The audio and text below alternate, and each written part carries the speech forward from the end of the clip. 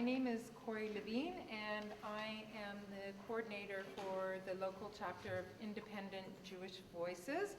We are a national human rights organization, and our mandate is to promote just resolution to the conflict in Israel and Palestine through the application of international law and respect for human rights of all parties.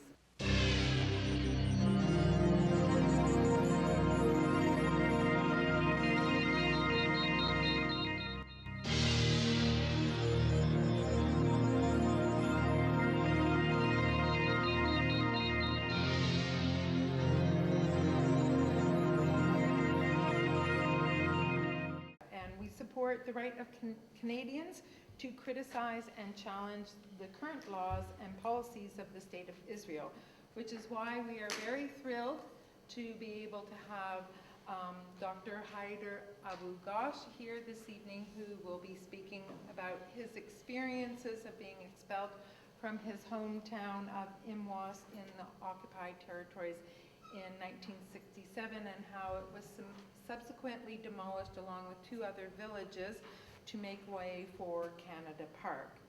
Dr. Ghosh, he was born in Imwas, Palestine in 1953. He lived there until the age of 14 when he was expelled by the Israeli army during the June 1967 war, and his village, along with the villages of Yalu and Bet Nuba, was subsequently demolished. Since the expulsion, he and his fellow villagers have yearned to return to their village sites, which is now covered over by the Canadian subsidized Canada Park. A real and just peace is the only solution for individual and state security, not state power and increasing militarization. So with that, I welcome Heidar Abu Ghosh. Thank you.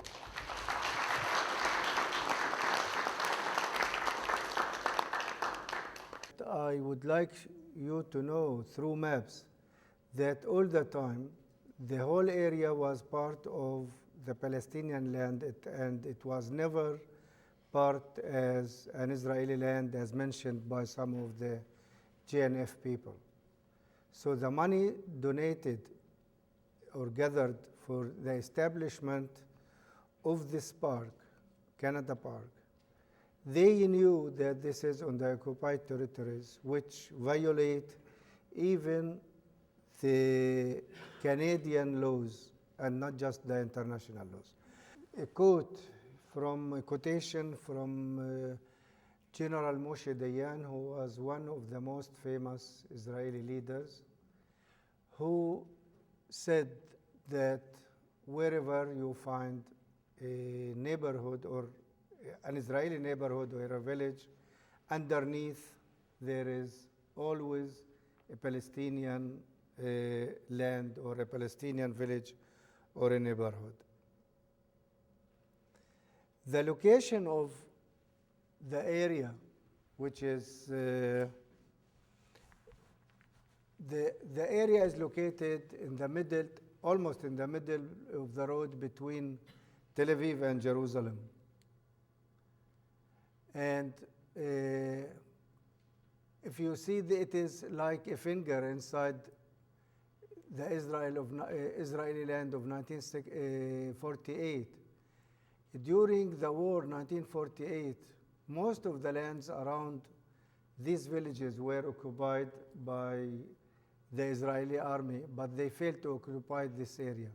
So immediately when they occupied it in 1967, they started evacuating it from the inhabitants, from their people. What remained, as you see, Imwas, it's believed to be the biblical Emmaus, and where you may know that Jesus Christ met with his disciples and dined with them in Imwas. Until now, it is one of the most famous places and holy places for the Christians all over the world.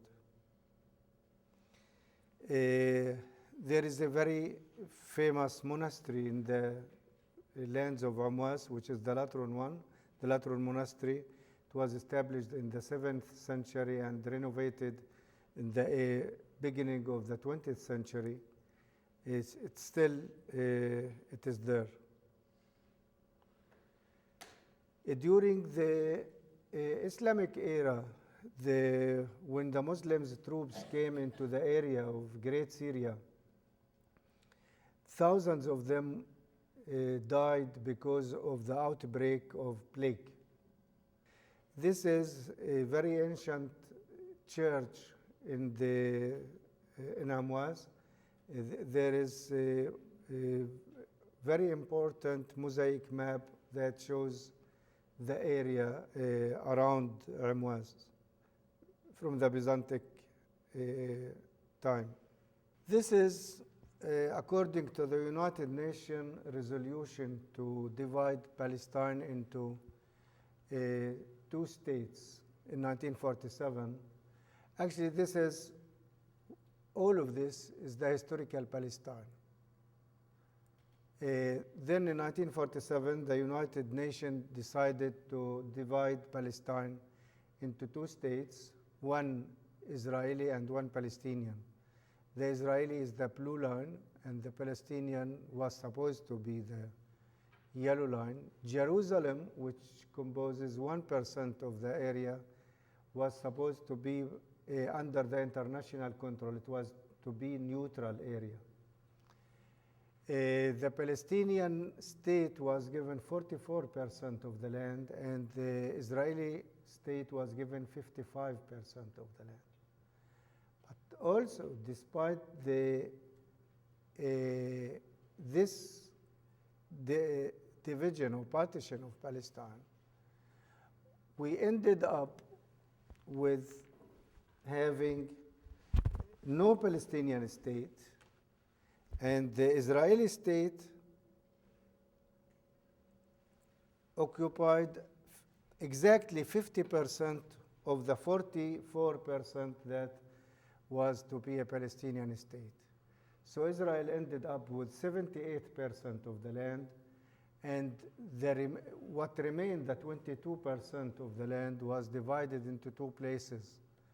One is the West Bank, which was annexed to Jordan, and the Gaza Strip, which is a very small area of land. We are speaking about 360 square kilometers. Then we come to 1967, when Israel occupied the whole area. They occupied the West Bank, Gaza Strip, and other places. According to the Israeli law, I'll mention this because this is against building the Canada Park over the ruins and the demolishing of these villages is also violating even the Israeli law.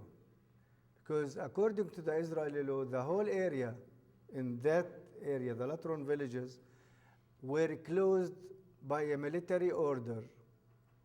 The first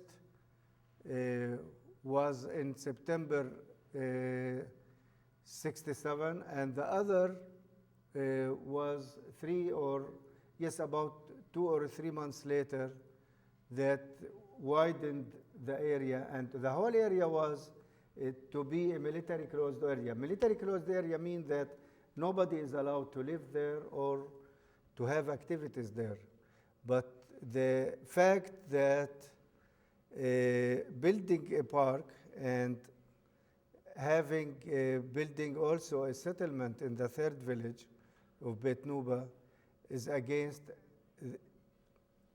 the law itself, even for the Israelis. At the entrance of the 3 villages, the soldiers started shooting over the heads of the people and prevented them from continuing into their villages. So we had to stay that night in a neighboring village, and the second day we moved back to Ramallah.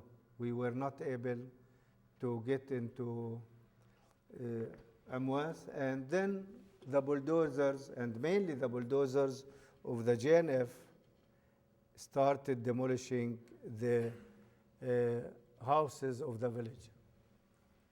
This is the area. And it is said that one of the reasons was to build a direct highway between Tel Aviv and Jerusalem.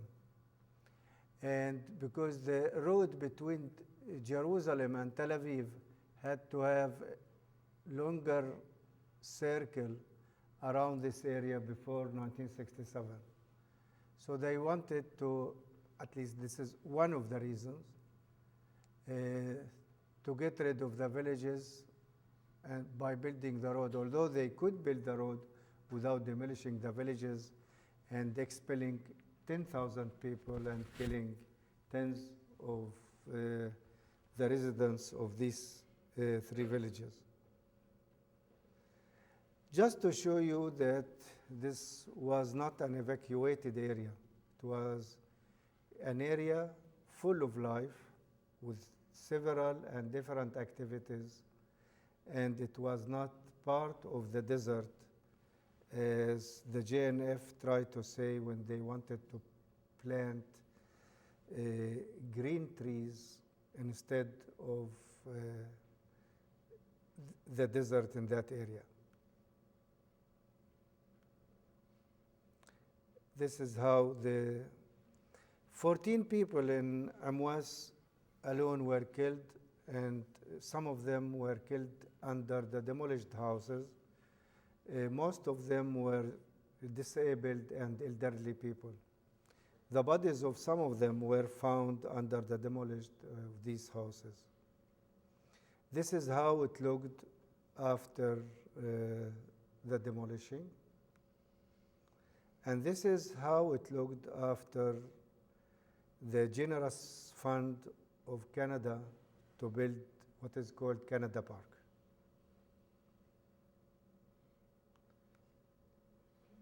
It started in 1972 to fundraise for $15 million were raised to build the park in over the ruins of the village of Amwas and part of the village of Yalo also. This means when you speak about fundraising of $15 million, and these $15 million are tax deductible, this means that every Canadian is part of this fundraise. And what we would like to see, at least, to stop the charity status of GNF, because they are not it's impossible with such a society to speak about charity, because what they are doing is just building parks, not just in this land of the occupied territories in 1967, but also most of the parks inside Israel of 1948. 46 parks out of 68 parks, national parks, are run and were established by the GNF. All these parks cover the ruins of Palestinian villages which were demolished in 1948 and after. And according to the Israeli historian Ilan Pape, more than 531 villages were completely demolished in the lands, Palestinian villages, in the lands that Israel had in 1948 and became Israel.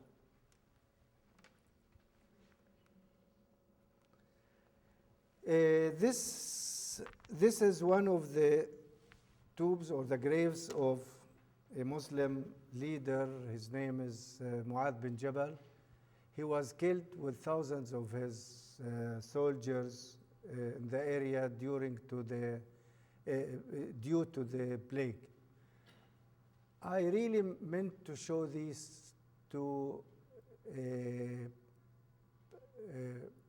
banners where this is in Hebrew, and maybe you can read in English in Hebrew, and this is in Hebrew. This is a new one. This is the old one. They say in it that this is the tomb of so-and-so, his name, and he was with thousands of his soldiers. He died with thousands of his soldiers due to the outbreak of plague in the 7th century. And during that time, due to the plague, Emmaus was abandoned and fell into ruin. And you've just seen, actually I was born in 1953 and not in the 7th century. Let me begin by saying, for those that don't know, the Jewish National Fund has a special place in the household of many Jews in Canada. Many Jewish children grow up placing money into a little blue box to collect money for the Jewish National Fund, to buy trees, to make the desert bloom. And it's not dissimilar to kids that go out on Halloween and fill up the UNICEF box. There's a very positive association that Jews have with the Jewish National Fund.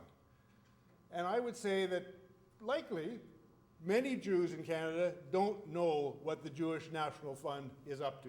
They don't know the reality that Heidar has talked about, and essentially it's a greenwashing of the reality of how someone like of people like Heidar.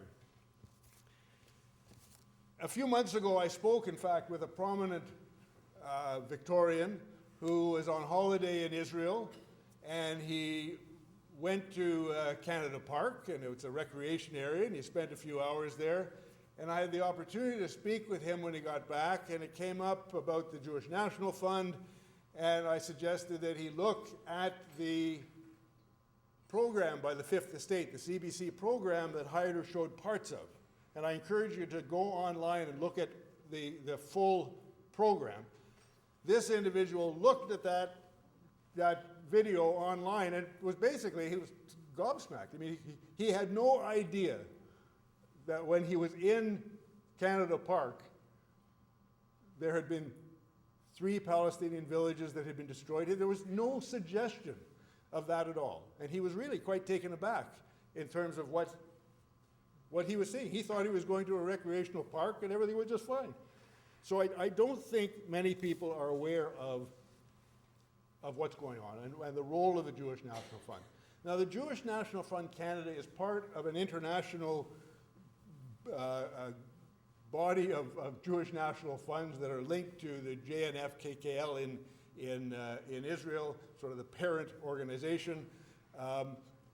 This effort to revoke the charitable status of the JNF and really to expose the kind of activities that they're up to is taking place other places as well.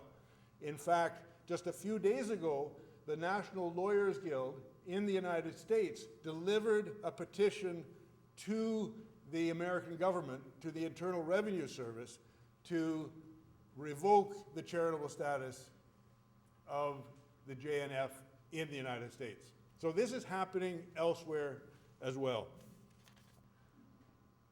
When an organization gets charitable status in Canada, essentially what the government is saying is, look, you as an individual taxpayer get to choose something that you think is a good cause, okay? We're going to give you a tax credit if you do that, okay? So what happens is there's less money in general revenues to pay for things like roads, schools, hospitals, subsidies to oil and gas companies, whatever we think might be a positive. But the result is that there's less money for those things. So in fact, as taxpayers, we're all subsidizing a charity or that charitable cause when that charity or those individuals get a little chit of paper, which means they get a credit. So charities get to give those little tax receipts. In Canada, in order to be a charity, in order to have charitable status, you have to have a charitable purpose. For a charitable purpose, you have to, there's certain things that qualify. There's the advancement of education, the advancement of religion, the alleviation of poverty, and certain other things that are of a public benefit. It's such as the environment or issues having to do with promotion of health. So the charity has to situate itself within one of those categories. There also has to be a public benefit. So you can't set up a charity that just benefits, it just provides education for your own kids, for instance, right? There has to be a public benefit. And it's sometimes difficult to determine whether a particular organization conforms to the definition of a charity. But in the case of the Jewish National Fund, there are some things that are fairly clear. One is that the covenant between the Jewish National Fund in Israel and the Israel Land Authority states in part that Jewish National Fund's monies must be used to, quote, bring direct or indirect benefit to those of the Jewish religion, race, or Jewish origins, unquote, which appears to me to be discriminatory. One of the main purposes of the JNF is to purchase lands upon which only Jews may settle. And even within Israel, the Attorney General's Department has found the JNF to be discriminatory, the U.S. State Department has found the JNF to be discriminatory, and the United Nations has found the JNF to be discriminatory. In its own words, the JNF says it was established and functions solely for the benefit of the Jewish people. Well, in Canada, I think we dealt with this a long time ago. There's a Supreme Court of Canada case that dealt with the sale of land in Ontario, and it was in the late 40s. The idea was that somebody wanted to sell a parcel of land to a Jew, but there was a covenant on that land. And it said, the covenant said you couldn't sell to Jews, blacks, indigenous, Chinese, whatever, right? And that person wanted to sell their land. And that case went to the Supreme Court of Canada, and the Supreme Court of Canada says you can't do that. You can't discriminate that way. And the way I read what the Jewish National Fund is doing, it's discriminating that way. So if we can't do it in Canada, I don't know how it's charitable to do it in Palestine, in Israel. One of the things that a number of us in Independent Jewish Voices are working on at the moment is a dossier that we want to present to the Minister of National Revenue, laying out all the reasons why we say the Jewish National Fund shouldn't have charitable status in Canada. One of the things you may have seen, I think was passed out, was this postcard. That's part of our campaign, is to send this postcard to the Minister of National Revenue. Because the process for revoking charitable status of an organization in Canada is the Minister of National Revenue has to be part of that process.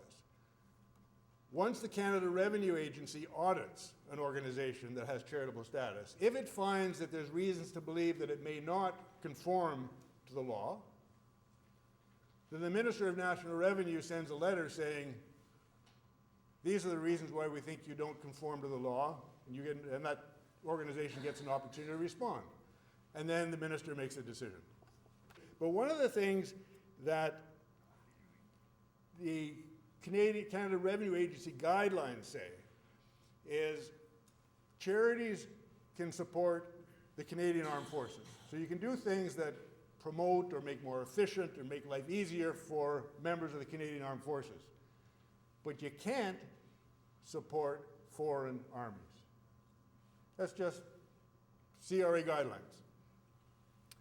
The JNF Canada gives money to support a foreign armed force, being the Israel Defense Force. There's a number of examples, and they're just taken straight from JNF Canada's own publications, where they're involved in building security roads, which they say are primarily for military use and benefit, tree planting in strategic areas such as border areas, which they say is there to assist the Israel Defense Force, building outdoor fitness areas and whatnot. But all these for soldiers and their families. But these are things that ought not to be, according to CRE guidelines, charitable purposes. The JNF Canada is also, according to their own literature, involved in providing infrastructure support for at least a couple of Israeli settlements in the occupied territories. Official Canadian public policy, as Heidar outlined in his presentation, is not to support Israeli settlements in the occupied territories. Official Canadian public policy is the establishment of Israeli settlements in the occupied territories is not conducive to a settlement. Yet, the Jewish National Fund Canada uses funds to support infrastructure for the building of Israeli settlements in the occupied territories. East Jerusalem. Jewish National Fund Canada projects contribute to the annexation of parts of East Jerusalem. There's Mount Scopus is a project of JNF Canada in East Jerusalem, and there was a creating of a corridor between Jerusalem and the occupied territories, which in effect it cuts off part of Palestinian territory for another part of Palestinian territory, which is all part and parcel of what's been happening to negate any possibility of a two-state solution. But it's part of that whole process that's taken place over years. And the Jewish National Fund, in terms of the projects, in terms of the lands that it deals with, is part and parcel of that strategy. And we still insist to get back to our villages, because the villages till now, according to the Israeli law, are part of the West Bank. They are not part of the Israeli land. And according to the international law, to the Geneva Convention, and to the United Nations resolutions, all these lands are part of the West Bank. What we hope really, we hope just some support from outside, from you, from the West in general, to push and to press, to have pressure on the Israeli government to move and to do something. We hope that at least the charity status of the JNF Canada to be stopped, because this is really very important thing to show that as a response to what happened in these three villages, which was called by Uri Avneri a war crime, Canada should not be part of that.